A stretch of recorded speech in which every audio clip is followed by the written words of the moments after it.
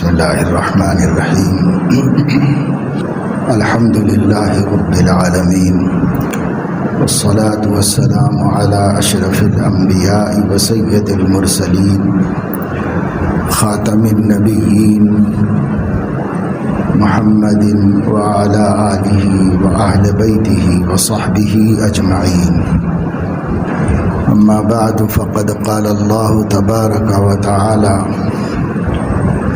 ان احسنتم احسنتم لانفسکم وان اسأتم فلها. صدق اللہ العظیم. اللہ تعالیٰ ارشاد فرما رہے ہیں اگر تم بھلے کام کرو گے تو اپنے لیے ہی بھلا کرو گے، اور اگر برا کرو گے تو اس کا وبال بھی تم ہی کو پہنچنے والا ہے. یہ بات اللہ تبارک و تعالی شانہ نے یہودیوں کو خطاب کر کے فرمائی تھی جب ان کے اوپر ایک خوفناک حملہ کیا گیا تھا اور ان کی بستیوں کی اینٹ سے اینٹ بجا دی گئی تھی. تو اللہ رب العزت نے پھر ان کے لیے دوبارہ آباد ہونے اور پھر سے باعزت زندگی گزارنے کا سامان کیا. تو یہ ارشاد فرمایا تھا کہ دیکھو اللہ نے ذلت کے بعد عزت اور شکست کے بعد فتح تم لوگوں کو نصیب کی ہے. ان احسنتم احسنتم لانفسکم. اب اگر تم سنبھل جاؤ اور صحیح طریقے سے زندگی گزارو تو اس کا فائدہ تم کو پہنچے گا. وَإِنْ أَسَأْتُمْ فَلَهَا. اور اگر تم پھر سے برائی کی طرف لوٹو گے اور پھر اللہ کی نافرمانی اور بغاوت کا سلسلہ قائم کرو گے تو اس کا نقصان بھی تم ہی کو پہنچنے والا ہے. فَإِذَا جَاءَ وَعْدُ الْآخِرَةِ لِيَسُوءُوا وُجُوهَكُمْ وَلِيَدْخُلُوا الْمَسْجِدَ كَمَا دَخَلُوهُ أَوَّلَ مَرَّةٍ وَلِيُتَبِّرُوا مَا عَلَوْا تَتْبِيرًا. پھر سے دشمن آئے گا اور حملہ کرے گا اور تمہاری مسجد اقصیٰ میں داخل ہوگا، اور اس کے بعد وہی حال ہو جائے گا جو پہلے ہو گیا تھا. تو ان لوگوں نے اللہ تعالیٰ کی اس نصیحت کی قدر نہیں کی اور پھر سے سرکشی اور بغاوت آئی. اللہ نے دوبارہ ان کا حشر ایسا ہی کر دیا جیسے پہلی مرتبہ کیا تھا. یہ اللہ تعالیٰ قرآن مجید میں واقعات کو بیان فرماتے ہیں اس امت کے سبق کے واسطے، اور اس امت کو یہ بتانے کے واسطے کہ بھائی اللہ تو سب کا اللہ ہے، سب کا خدا ہے، سب کے ساتھ اس کا قاعدہ ضابطہ ایسا ہی ہے. جو اچھا کرے گا اسے اچھا بدلہ ملے گا، اور جو سرکشی اور نافرمانی اور ہٹ دھرمی اور ضد سے کام لے گا تو نقصان ہوگا، اور یہ نقصان اسی کا ہوگا. لا تزر وازرۃ وزر اخری. کوئی کسی دوسرے کا بوجھ نہیں اٹھاتا. تمہاری برائی کا بوجھ تمہیں کو اٹھانا ہے، تمہارے گناہ کا وبال تمہیں کو چکھنا ہے. اس لیے ہر آدمی کو یہ سوچنا ہوگا کہ وہ اپنے ساتھ بھلا کر رہا ہے یا نہیں کر رہا ہے. بھلی زندگی اپنے ساتھ بھلائی کرنا ہے، اب بری زندگی اپنے ساتھ برائی کرنا ہے. دوسرے کا کیا نقصان اس کے اندر ہے اور دوسرے کا کیا فائدہ ہے. ہر شخص کے عمل کا اسی پر بدلہ پہنچتا ہے اور وہ اپنے انجام کو پاتا ہے. اس لیے مسلمانوں کو قرآن مجید میں اللہ تعالیٰ پچھلے زمانے کے لوگوں کے قصص و واقعات سنا کر تنبیہ کرنا چاہتا ہے کہ وہ غلطی تم مت کرو جس کی وجہ سے پہلے زمانے کے لوگوں پر خدا کا عذاب آیا ہے. اور اللہ رب العزت نے اپنے دشمنوں کو ان کے اوپر مسلط کر دیا ہے، حالانکہ وہ اللہ کے مسلمان بندے تھے، ان پر اللہ تعالیٰ نے دشمنوں کو مسلط فرما دیا۔ آج بھی ہم مسلمان بندے ہیں اللہ تعالیٰ کے، اللہ تبارک و تعالیٰ شانہ پر ایمان لائے ہیں، ہم نے سیدنا محمد الرسول اللہ صلی اللہ علیہ وسلم کو رسول مانا ہے، لیکن اگر ہم اپنے حالات کو خود دیکھیں گے، اپنی زندگی کا جائزہ لیں گے، تو ہمیں سمجھ میں آئے گا کہ گویا نہ ہم نے اللہ کو اللہ مانا ہے اور نہ محمد صلی اللہ علیہ وسلم کو اپنا رسول مانا ہے۔ ہماری عملی زندگی یہ بتاتی ہے کہ کوئی ہمارا خدا نہیں ہے۔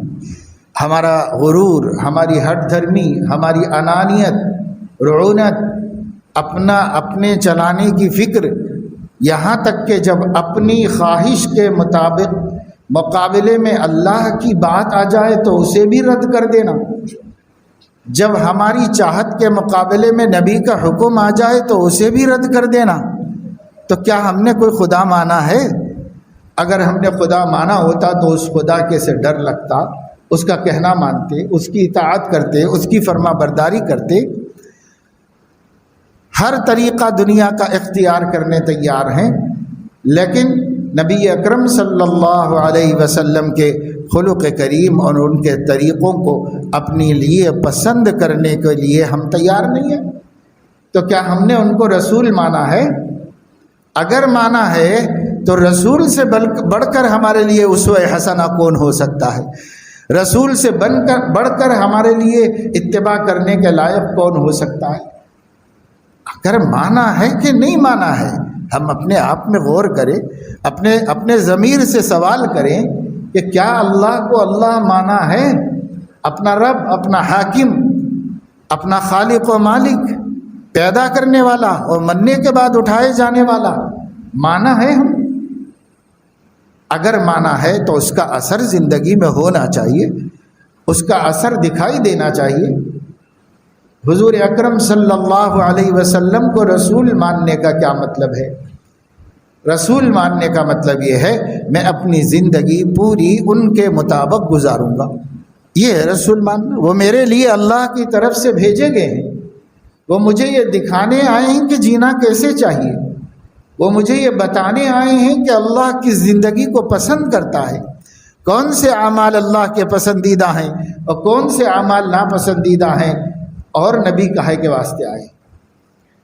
نبی حکمرانی کرنے نہیں آئے، نبی بادشاہی کرنے نہیں آئے، نبی اللہ کی بندگی کر کے عبادت کر کے چلے جانے کے واسطے نہیں آئے۔ نبی کو نبی اور مبعوث اور رسول اس لیے کہا جاتا ہے کہ وہ بندوں کے لیے ایک نمونہ لے کر آئے، زندگی گزارنے کا ایک نمونہ لے کر آئے ہیں۔ ہم انہیں رسول مانتے ہیں، ایمان لاتے ہیں کہ یہ ہمارے رسول ہے، تو یہ کہتے ہیں ہم دوسرے لفظوں میں کہ بھائی اب ہم زندگی اپنے رسول کے مطابق گزاریں، کیونکہ ہم نے رسول مانا ہے۔ جب مانا ہے تو وہی ہمیں پسند ہے اور انہی کے مطابق زندگی گزارنا ہے۔ تو میرے عزیزو دوستو، ایک ہے ایمان لانا، سو ایمان ہم لوگ لا چکے ہیں، اللہ کو اپنا رب مانتے ہیں اور معبود مانتے ہیں، عبادت کے لائق مانتے ہیں اللہ تعالیٰ کو، اور رسول اللہ صلی اللہ علیہ وسلم پر بھی ایمان لائے ہیں، انہیں اللہ کا رسول، آخری نبی، ہادی برحق مانتے ہیں۔ لیکن جب ہم اپنے عمل پر نظر ڈالیں گے تو ہمارا عمل، ہماری زندگی، ہماری خودرائی اور ہماری منمانی یہ بتاتی ہے کہ نہ ہم نے کسی کو خدا مانا ہے اور نہ ہم نے کسی کو اپنا رسول اور اسوہ مانا ہے۔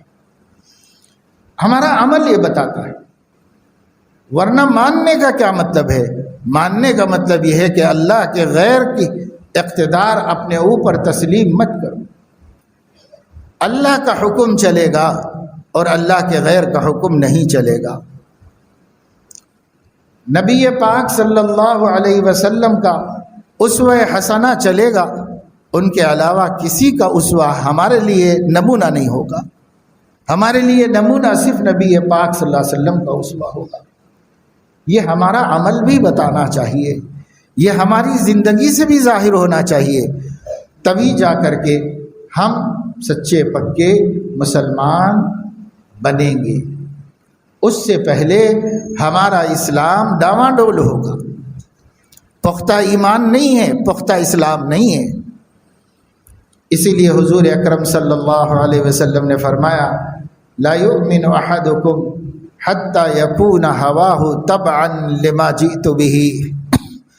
کوئی شخص اس وقت تک کامل مسلمان نہیں ہو سکتا. لا یؤمن احدکم، تم میں سے کوئی مومن نہیں ہے. کب تک نہیں ہے؟ حتی حد کو کہتے ہیں، جب تک کہ یکون ہواہ ہو جائے اس کی خواہشات تبعا لما جئت بہ، جو دین میں لے کے آیا ہوں اس کے تابع. ہماری ہر خواہش دین محمدی کے تابع ہو، اس کے تحت میں ہوگی. جو ہم چاہتے ہیں وہ وہی ہونا چاہیے جو نبی چاہتے ہیں، اور جو نبی نہیں چاہتے وہ ہم بھی نہیں چاہتے. اس کو کہتے ہیں رسالت پر ایمان لانا، حضور علیہ الصلاۃ والسلام کو آخری نبی تسلیم کرنا، اپنے لیے اسوہ حسنہ ماننا، اس کو کہتے ہیں. اسی لیے حضور اکرم صلی اللہ علیہ وسلم نے ارشاد فرمایا ہر شخص جنت میں داخل ہوگا سوائے اس کے جو انکار کر دے. کل امتی یدخلون الجنت الا من ابا، میری پوری امت جنت میں جائے گی سوائے انکار کرنے والوں. تو صحابہ نے پوچھا کہ ومن ابا، منکر کون ہے؟ ہم لوگ تو سب مانتے ہی ہیں، سب ماننے والے ہی ہیں، انکار کرنے والا کون ہے؟ اور جو کافر ہیں وہ تو جہنمی ہیں، سب کو پتہ ہے. حضور علیہ الصلاۃ والسلام نے فرمایا من اطاعنی دخل الجنہ ومن عصانی فقد ابا، جس نے میری اطاعت کی وہ جنت میں داخل ہو گیا، اور جو میرا نافرمان ہے وہی میرا منکر ہے. مجھے حق پہ مانتا تو میری بات کیوں نہ مانتا، اور میری بات میں کامیابی سمجھتا تو میری بات پہ عمل کیوں نہ کرتا. وہ نہیں سمجھ رہا ہے کہ اس میں کامیابی ہے، وہ نہیں سمجھ رہا ہے کہ اس میں عزت ہے، وہ نہیں سمجھ رہا ہے کہ اسی میں سربلندی ہے، اس لیے نہیں مان رہا ہے. اس وجہ سے دین میں داخل ہو جانا کافی نہیں ہے. ایک مسلسل محنت کی ضرورت ہے، ایک مسلسل تعلق کی ضرورت ہے دین کے ساتھ، کہ آدمی بار بار اس پر غور کرتا رہے کہ میں اللہ کے دین پر کتنا آ سکا ہوں، کتنا نہیں آ سکا، کتنا دین میری زندگی میں داخل ہو گیا اور کتنا دین ابھی آنا باقی ہے. جائزہ لیتا رہے، فکر کرتا رہے. جو متفکر ہوگا وہ ترقی کرتا رہے گا، اور جو بے فکرہ ہوگا وہ ناکام ہو جائے گا.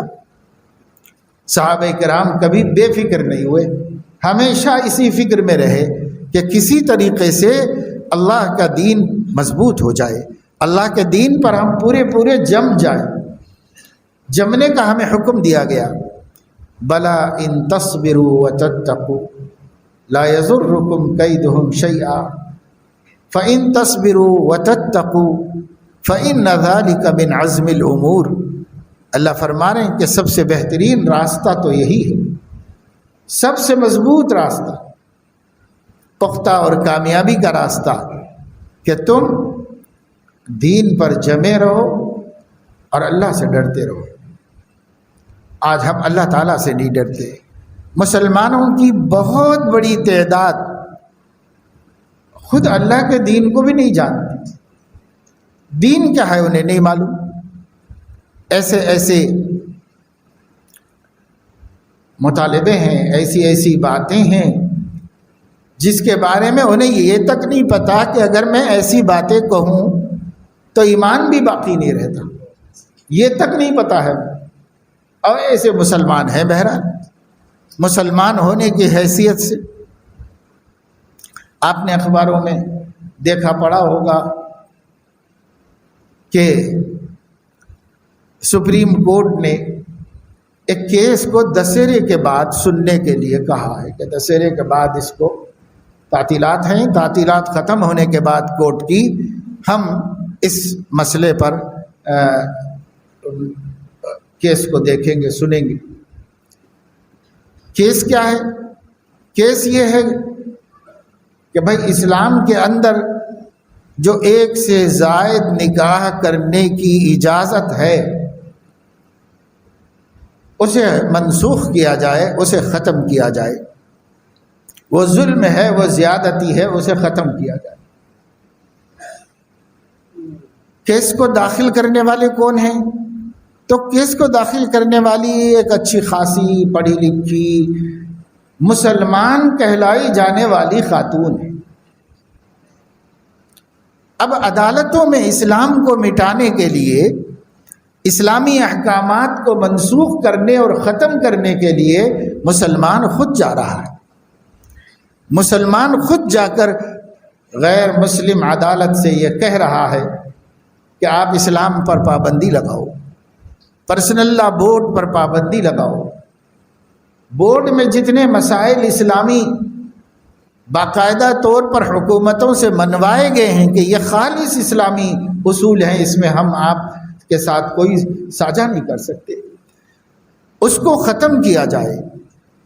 کوئی ملک کے اندر امتیاز نہ رکھا جائے، کسی کا کوئی پرسنل حکم نہ ہو، سب لوگوں کو ایک قانون کا پابند بنایا جائے۔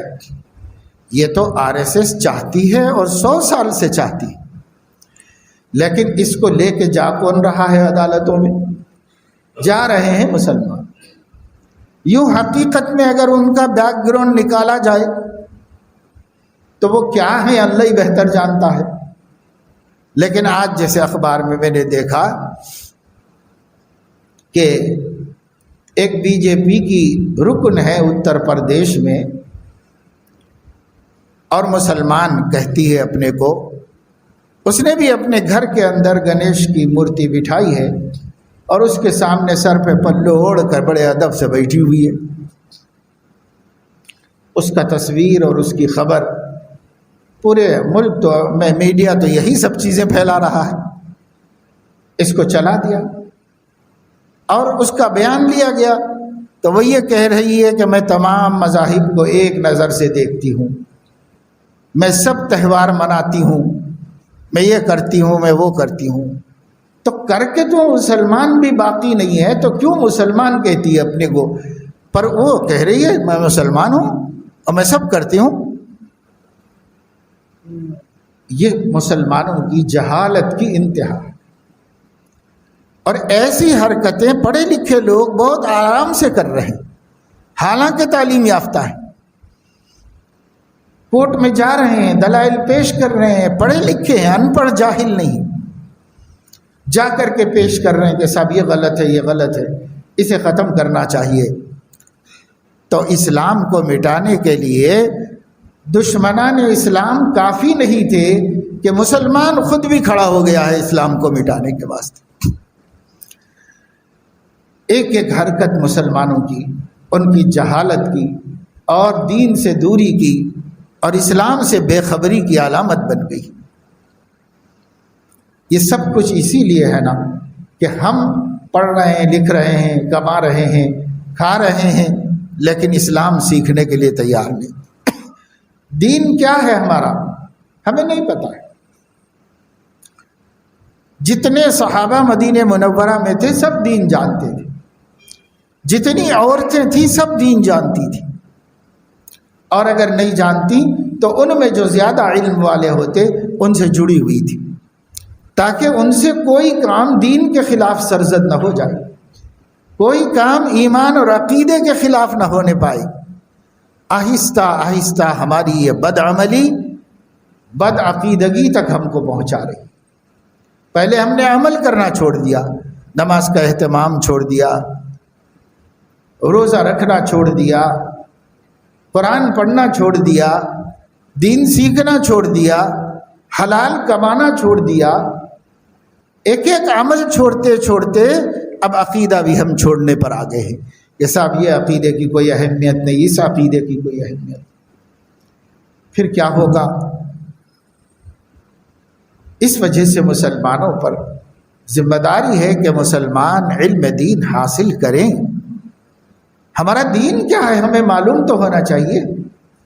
لا الہ الا اللہ محمد الرسول اللہ صلی اللہ علیہ وسلم ایک کلمہ ہے جو چلو مسلمانوں کو معلوم ہے، جو لوگ یہاں کم از کم جمعے میں جمع ہوتے ہیں، جمعہ پڑھتے ہیں، ان کو کلمہ تو معلوم ہے، اور یہ بھی معلوم ہے کہ نماز فرض ہے، اگرچہ کہ ہفتے میں ایک پڑھتے ہیں، لیکن معلوم ہے کہ نماز فرض ہے۔ بس اسی کے سہارے ہم اپنا ایمان بچائے ہوئے ہیں، ورنہ ایمان کیا ہے، دین کیا ہے، ہمیں کچھ نہیں پتا۔ لا الہ الا اللہ کا کیا مطلب ہے ہمیں نہیں معلوم، محمد الرسول اللہ کا مطلب کیا ہے ہمیں نہیں معلوم۔ ہمیں بہت سے بہت الفاظ معلوم ہوں گے، بہت سے بہت اس کے معنی معلوم ہوں گے، تو کیسے کہ مسلمان ہو جائیں گے سچے مسلمان؟ دین سیکھنے کی ضرورت ہے، دین سیکھنے کی چیز ہے، اس کے پیچھے تھوڑا وقت لگانا پڑتا ہے۔ اور یہ بھی میں آپ کو بتاؤں کہ دین جو ہے وہ سیکھنے کے لیے ایک عمر کی ضرورت نہیں ہے کہ صاحب ساری زندگی لگا دینا پڑتا ہے دین سیکھنے کے لیے، ساری زندگی کی ضرورت نہیں ہے۔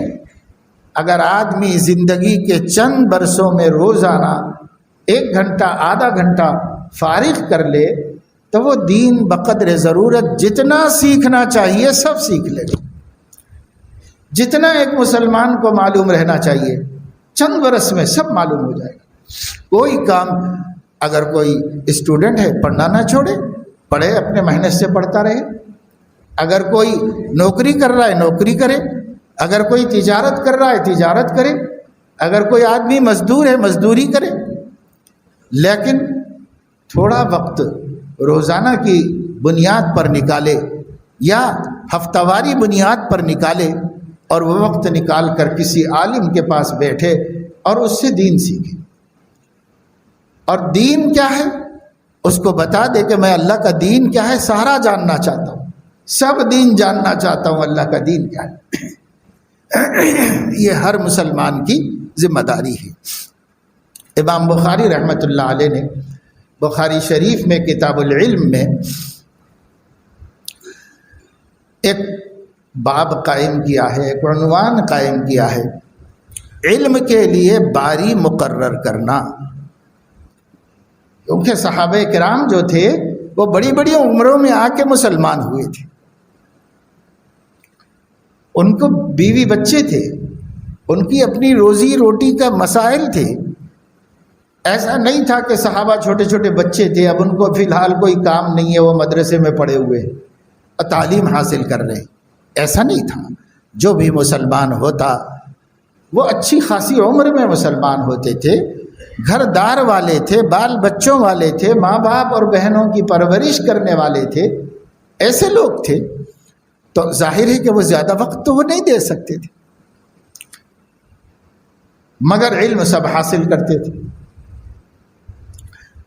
حضرت عمر رضی اللہ تعالیٰ عنہ فرماتے ہیں کہ میں اوالی میں رہتا تھا۔ اوالی جو ہے مدینہ منورہ کی جو مسجد نبوی شریف ہے اس سے بلندی کی طرف جو محلے ہیں وہ اوالی کہلاتے ہیں، اور نیچے کی جانب جو محلے ہیں وہ سوافل کہلاتے ہیں۔ تو میں اوالی میں رہتا تھا، یعنی مسجد نبوی سے ذرا فاصلے کے محلے میں رہتا تھا، اور حضرت عمر بال بچے والے تھے، ان کو اپنی روزی روٹی کا بھی مسئلہ تھا، تو اپنا کاروبار کرتے تھے۔ حضرت عمر رضی اللہ تعالیٰ عنہ فرماتے ہیں میں نے اپنے بازو گھر والے پڑوسی انصاری بھائی سے بات کی، اور بات کر کے ہم دونوں نے جوڑی بنا لی، اور ایسی جوڑی بنا لی کہ دیکھو بھائی آپ کو بھی روزی روٹی کا مسئلہ ہے، مجھے بھی روزی روٹی کا مسئلہ ہے، لیکن اللہ کا دین سیکھنا بھی ہمارے اوپر ضروری ہے، علم حاصل کرنا بھی ہمارے اوپر اللہ نے فرض کیا ہے، لہٰذا یہ کام بھی ہو اور یہ کام بھی ہو تو ایک تدبیر کریں گے، وہ یہ ہے کہ ایک دن آپ مسجد نبوی شریف میں جا کر حضور علیہ السلام کے ساتھ رہو اور میں آپ کے گھر کے کام کاج نمٹا دیتا ہوں، دوسرے دن میں چلا جاؤں گا، آپ میرے گھر کے کام کاج دیکھ لینا۔ تو دونوں نے معاہدہ کر لیا اور دونوں باری باری آ کر حضور علیہ السلام سے علم حاصل کرتے۔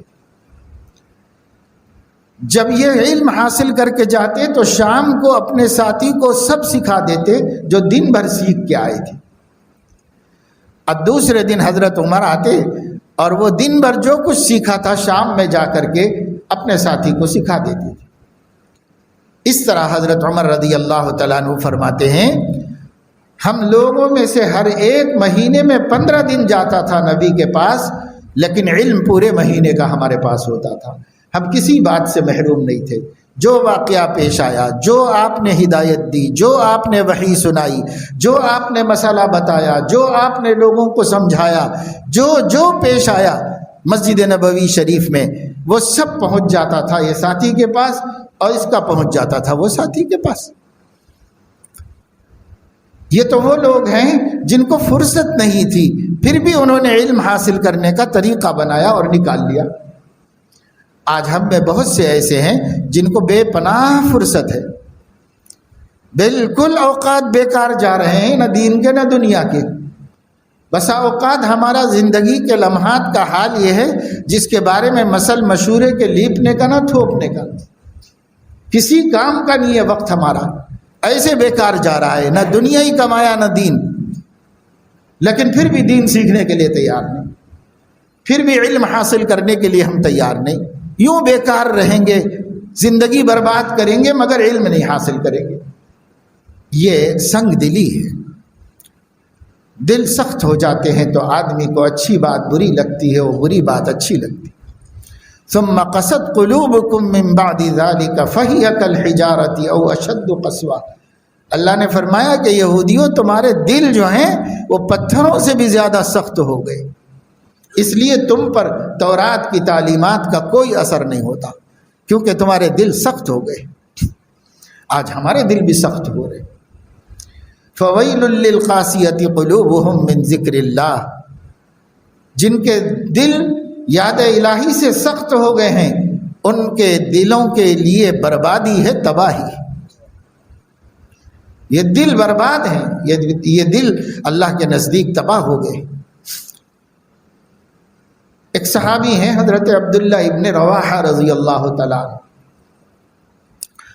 کاشتکار تھے، یعنی زراعت کرتے تھے، زراعت پیشہ آدمی تھے، ان کے اپنے کھیت تھے اور ان کھیتوں میں وہ زراعت کرتے تھے۔ وہ فرماتے ہیں کہ کھیت کو کنٹینیو دیکھنا پڑتا ہے، روز صبح چلے جاتا ہے کاشتکار اور کھیت کی نگرانی کرتا ہے، تب جا کر کھیتی نفع دیتی ہے، فائدہ دیتی ہے۔ تو ہمیں اس کا بڑا فکر ہوا کہ ہم اپنے کھیتی کی وجہ سے مسجد نبوی میں حاضر نہیں ہو پاتے اور علم دین حاصل نہیں کر پاتے، اس لیے ہم لوگوں کو کوئی ترتیب بنانا چاہیے۔ وہ عرب کے بڑے مشہور شاعر بھی تھے، ادیب تھے، لیکن ان کو ضرورت تھی دین کے علم حاصل کرنے، اس لیے عبداللہ ابن رواحہ رضی اللہ تعالیٰ عنہ نے 4 کھیت والوں سے بات کی اپنے آزو بازو کے، اور کہا کہ ہم 4 لوگ مل کر اپنی باری مقرر کر لیں گے، ایک آدمی مسجد نبوی چلا جائے اور دن بھر حضور علیہ السلام جو تعلیم دے رہے ہیں وہ علم حاصل کرتا رہے اور آپ سے تعلیم لیتا رہے، اور 3 آدمی مل کر چوتھے کا بھی کھیت ملا کر ہم 4 کھیتوں کو دیکھ لیں گے، 4 کھیتوں کی نگرانی تینوں مل کے کر لیں گے، اور ایک آدمی مسجد میں ہمارا نمائندہ رہے، اور شام کو جب واپس آئے اللہ کے نبی نے جو آج سکھایا ہے ہم تینوں کو بٹھا کر سنا دے تاکہ ہم لوگ اس علم سے باخبر ہو جائیں جو اللہ کے نبی نے مسلمانوں کو اللہ کی طرف سے پہنچایا ہے۔ اگلے دن دوسرا جائے گا، تیسرے دن تیسرا جائے گا، چوتھے دن چوتھا جائے گا، لیکن چاروں کا کھیت بھی دیکھا جاتا رہے گا، کھیتی بھی ہوتی رہے گی، اور چاروں کو وہ علم بھی ملتا رہے گا جو اللہ کے نبی صلی اللہ علیہ وسلم دے رہے تھے۔ تو یہ فکریں ہیں، جب فکر پیدا ہوتی ہے تو آدمی راستے نکالتا ہے، تدبیریں سوچتا ہے، اور ان تدبیروں میں پھر اللہ پاک کامیابی عطا فرماتے ہیں۔ ان لوگوں نے کیسی تدبیریں کر لیں، حالانکہ ان کی ذمہ داریاں ایسی تھی کہ اگر وہ کاشتکاری نہ کرتے تو کھانا پینا مشکل ہو جاتا۔ مزدور بھی اپنی مزدوری کر رہے ہیں اور علم برابر حاصل کر رہے ہیں، علم مزدوری بھی ہو رہی ہے اور علم بھی حاصل ہو رہا ہے برابر۔ آپ صحابہ کرام کے حالات کو پڑھیں گے، احادیث شریفہ کو پڑھیں گے تو آپ کو پتہ چلے گا کہ صحابہ کرام علم حاصل کرنے سے کبھی غافل نہیں رہے۔ دین کا علم حاصل کرنے کے لیے ہی بھیجا گیا ہے، چھپا کے رکھنے کے لیے نہیں بھیجا گیا ہے۔ پنڈتوں کی طرح اور عیسائیوں کے فادرز کی طرح علم ان کی اجارہ داری نہیں ہے، علم پر علماء کا قبضہ نہیں ہے، علم سب کے لیے اتارا گیا ہے، اور علم ہر ایک مسلمان کو حاصل کرنا ہے۔ علم حاصل کرنے کی فکر کرنا ہر مسلمان کی ذمہ داری ہے۔ ابھی ہم یہ سمجھے ہوئے ہیں کہ ارے وہ علم ہمارا کام نہیں ہے، تو کیا تمہارا کام گھاس کاٹنا ہے کیا؟ علم حاصل کرنا ہر مومن کا کام ہے، ہر مومن علم حاصل کرنے کی فکر کرے۔ نفس و شیطان نے دھوکے دے کے رکھے ہوئے ہیں، اور ان دھوکوں کی وجہ سے ہم علم دین سے دور ہیں۔ نتیجہ یہ ہے ایسے ایسے عقیدے ہو گئے ہیں کہ ان عقیدوں کے ساتھ ایمان کی سلامتی مشکل ہے۔ ایسے ایسے عقیدے مسلمانوں کے اندر آ گئے ہیں، ایسے ایسے خیالات آ گئے ہیں، اسے مسلمانوں کی سوچ کہا جا رہا ہے۔ یہ مسلمانوں کی سوچ نہیں، مسلمان کی سوچ وہی ہے جو نبی کی ہے۔ مسلمان وہی سوچ سکتا ہے جو نبی پاک صلی اللہ علیہ وسلم سوچتے ہیں۔ مسلمان وہی عقیدہ رکھ سکتا ہے جو نبی پاک صلی اللہ علیہ وسلم نے عقیدہ رکھا ہے۔ مسلمان وہی عمل کر سکتا ہے جو نبی پاک صلی اللہ علیہ وسلم نے عمل کیا ہے۔ یہ سیکھنا مسلمانوں کی ذمہ داری ہے۔ صحابہ کرام آخر کیوں کرتے تھے اتنا اہتمام، اور یہ سارے انتظامات کیوں کیے جا رہے تھے؟ انہوں نے جانا تھا، انہیں پتہ تھا کہ حضور علیہ السلام نے فرمایا کہ اتنا دین سیکھنا جتنے دین سے ایمان سلامت رہ جائے اور آدمی اللہ کے سامنے جا کر نہ پچھتائے، سب مسلمانوں پر فرض عین ہے۔ صحابہ جانتے ہیں طلب العلم فریضۃ علی کل مسلم۔ کیسے حاصل کیا جائے علم؟ اگر جاہل سے علم حاصل کرتا رہے گا تو وہ جہالت حاصل کرے گا، علم حاصل نہیں کرے گا۔ اگر جاہل عالم سے علم حاصل کرے گا تو علم حاصل کرے گا۔ ایک جاہل دوسرے جاہل سے جہالت کے علاوہ کیا لے سکتا ہے؟ آج ہمارے ذہنوں میں یہی ہے کہ میں جا کے ایک صاحب کے ساتھ بیٹھتا ہوں، ان کی باتیں سنتا رہتا ہوں، وہ خود جاہل ہے، میں بھی جاہل ہوں، اور دو جاہل بیٹھ کے علم حاصل کر رہے ہیں۔ تو علم حاصل ہو رہی ہے کہ جہالت حاصل ہو رہی ہے؟ علم حاصل ہوگا جب کہ جاہل عالم کے پاس جا کے بیٹھے اور عالم سے علم حاصل کرے۔ عالم کوئی سا بھی ہو، مستند اور معتبر ہونا چاہیے، بس اتنا کافی۔ عالم مستند ہونا چاہیے، معتبر ہونا چاہیے، بس اتنا کافی ہے۔ کوئی ہو مگر علم تو حاصل کرو، عالم ہی سے علم حاصل کرو۔ جو شخص کتنا ہی نیک ہو، کتنا ہی دیندار ہو، نمازی ہو، حاجی ہو، داعی ہو، اور کتنا ہی پرہیزگار متقی ہو، اگر عالم نہیں ہے تو اس سے مسئلہ نہیں پوچھا جاتا، اس سے دین نہیں سیکھا جاتا، اس سے دین سیکھنا جائز نہیں ہے، اس کے پاس دین کا مسئلہ لے کے جانا بھی جائز نہیں ہے۔ پوچھنے والا بھی گنہگار ہوگا، بتانے والا بھی گنہگار۔ علم عالم کے پاس، وہاں جا کے پوچھو، وہاں سے حاصل کرو، وہاں سے معلوم کرو علم کو۔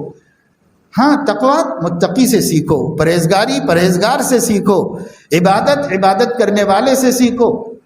اللہ سے ڈرنا اللہ سے ڈرنے والے سے سیکھو، لیکن اس سے آپ مسئلہ نہیں پوچھ سکتے، اس سے آپ فتویٰ نہیں لے سکتے، کیونکہ وہ جاہل ہے، وہ آپ کو علم نہیں دے سکتا، خود روشنی نہیں ہے تو دوسرے کو روشنی کیسے بانٹے گا وہ؟ یہ فرق مسلمان سمجھ نہیں رہے۔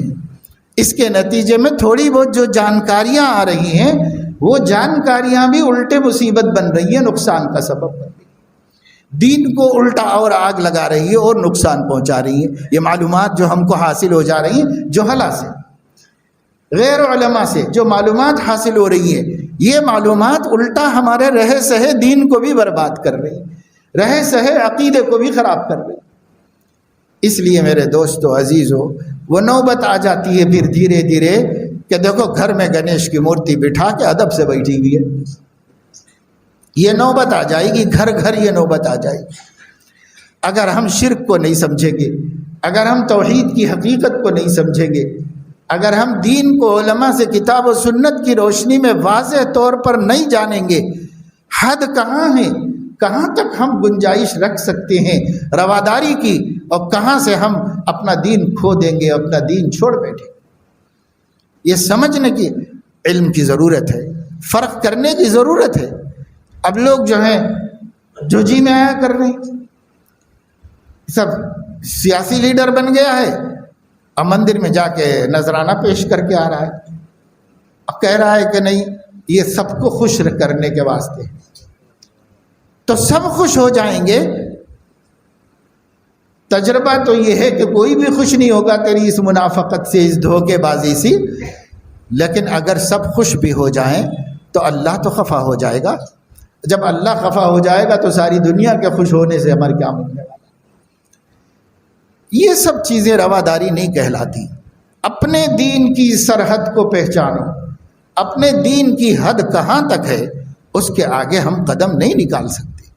اس کے اندر لوگوں کی خدمت کرو، لوگوں کا دل جیتو، لوگوں کو خوش کرو، انسانیت کے لیے رحمت بنو اپنے دائرے کے اندر۔ اگر ہم دائرہ بھی چھوڑ دے رہے ہیں تو اس جینے سے تو مر جانا بہتر ہے انسان کا۔ کیا کرے گا بے ایمان بن کے جی کے؟ اس سے تو مر گیا تو بہتر تھا ایمان کی حالت میں۔ تو یہ سب دین نہیں جاننے کی وجہ سے ہے۔ پڑھے لکھے قابل لوگ ہیں، یہ کر رہے ہیں، یہ کر رہے ہیں، جا کر کے بعض کتنے مسلمان ایم ایل اے، مسلمان ایم پی مختلف ملک میں مختلف علاقوں کے اندر ہیں، ان لوگوں کی جہالتیں دیکھ دیکھ کر، پڑھ پڑھ کر کے، سن کر کے حیرت ہوتی ہے کہ یہ اپنے کو مسلمان تو کہتے پر ان کو پتہ نہیں ہے کہ اسلام کی حد کہاں ہے، کہاں تک وہ موحد ہے، کہاں سے مشرک بن جائے گا، کہاں تک وہ مومن ہے، کہاں سے کافر ہو جائے گا، کہاں تک وہ مخلص ہے، کہاں سے منافق ہو جائے گا، اسے حد ہی نہیں معلوم ہے، جدھر چاہے ادھر ادھر گھوم رہا ہے، اور دو روٹی کے خاطر اور تھوڑی سی عزت کے خاطر، سستی شہرت کے خاطر اپنے اللہ کے ایمان کو، دین کو چھوڑ بیٹھا۔ اس لیے میرے عزیزو دوستو مسلمانوں، سب کو علم حاصل کرنا وقت کا اہم ترین فریضہ ہے۔ ہر دور میں یہ اہم فریضہ تھا، اس دور میں حالات بتا رہے ہیں اور بھی زیادہ ضروری ہے کہ مسلمان جلد سے جلد علم دین حاصل کر لیں اور جلد سے جلد ضروریات اسلام کے بارے میں واقف ہو جائیں، عقیدوں کو صحیح طریقے سے سمجھ لیں، ورنہ یہ عقائد پر آنے والا ایک سیلاب ہمارے عقیدوں کو بہا کے لے جائے گا اور ہم اس سے بچ نہیں پائیں گے۔ اس سے پہلے مسلمانوں کو فکر کرنے کی ضرورت ہے۔ اگر نہیں کریں گے بعد میں پچھتانے کا تو کوئی فائدہ نہیں۔ جیسے کہا جاتا ہے اب پچھتاوے کیا ہوت جب چڑیا چگ گئی کھیت، اب پچھتانے کا کیا فائدہ ہے؟ وقت پر کام کرنا چاہیے۔ اس لیے سب مسلمانوں کو چاہیے کہ وہ جس طرح صحابہ کرام اپنی مصروفیتوں کے باوجود اور اپنی روزی روٹی کے کاموں میں مشغول رہنے کے باوجود علم دین حاصل کرنے کی ترتیبیں بنا رہے تھے، اور ترتیبیں بنا کر باقاعدہ پورا علم حاصل کرتے جا رہے تھے، ہم لوگ بھی ترتیبیں بنائیں اور ترتیب بنا کر مستند اور معتبر علماء سے علم دین حاصل کرتے چلے جائیں۔ ہم بھی ترتیب بنا لیں، اس کی ترتیب کیسے بنے؟ اپنی اپنی مصروفیتوں کے حساب سے بنائیے۔ میں نے آپ کو بتایا کہ نہ پورے 1 سال کی ضرورت ہے، نہ 2 سال کی ضرورت ہے، ضرورت صرف اس بات کی ہے کہ 2-3 سال تک پابندی کے ساتھ آدھا گھنٹہ آپ کسی عالم کے پاس بیٹھ جائیے اور جو باتیں پوچھنے کی ہیں پوچھ لیجئے، اور جو باتیں پڑھنے کی ہیں تھوڑی تھوڑی کر کے پڑھ لیجئے۔ بس 1 برس بھی کافی ہے، 2 برس بھی کافی ہے۔ اگر آپ روز آنا دیں اور روز نہ دیں، ہفتہ واری دے دیجئے، اتوار کو 1 گھنٹہ دے دیجئے، اتوار کو 1 گھنٹہ دیں تو انشاءاللہ 2 سال میں ضرورت سب بہت دن ہوتے ہیں، لیکن ہم چاہتے نہیں ہیں کہ کچھ سیکھیں کچھ کریں، اس لیے ارادہ کیجئے، اللہ بڑی مدد دے گا۔ اور آدمی جب علم حاصل ہوتا جائے گا اپنے اندر ایک طاقت محسوس کرے گا، اپنے اندر ایک ہمت محسوس کرے گا، اور اپنے کو سیدھے راستے پر جمانے کے لیے اس کا علم حاصل کرنا اس کے لیے کارگر اور مفید ثابت ہو، بشرطے کہ وہ علم حاصل کرے۔ نہیں تو بھائی جس اندھیرے میں ہم جی رہے ہیں اس اندھیرے کو ہی دین سمجھتے رہیں گے اور اسی پہ ہم مر جائیں گے اور ہمیں دین کی حقیقت کا پتہ نہیں چل سکے گا۔ اللہ تعالیٰ اپنے فضل و کرم سے ہمیں اس غفلت سے بچائے، محفوظ رکھے، اور کم از کم ملک میں جو حالات چل رہے ہیں ان حالات کی روشنی میں اور عالمی اعتبار سے جو الحاد بڑھتا چلا جا رہا ہے اس کی روشنی میں ہم مسلمان سمجھدار، سنجیدہ، پڑھے لکھے، کم سے کم ہم تو اپنے دین کا علم حاصل کر لیں، اتنا کہ ہم اس دھارے میں بہنے نہ پائیں اور ہم کسی گمراہی کے اندر مبتلا نہ ہونے پائیں۔ اس کے واسطے اس کا ارادہ کیجئے، کوشش کیجئے۔ اللہ تعالیٰ توفیق دیتا ہے، چاہنے والوں کو ہر نعمت عطا فرماتا ہے، اگر ہم چاہیں گے ہمیں بھی اللہ پاک علم سے سرفراز فرمائے گا۔ آمین وآخر دعوانا الحمد للہ۔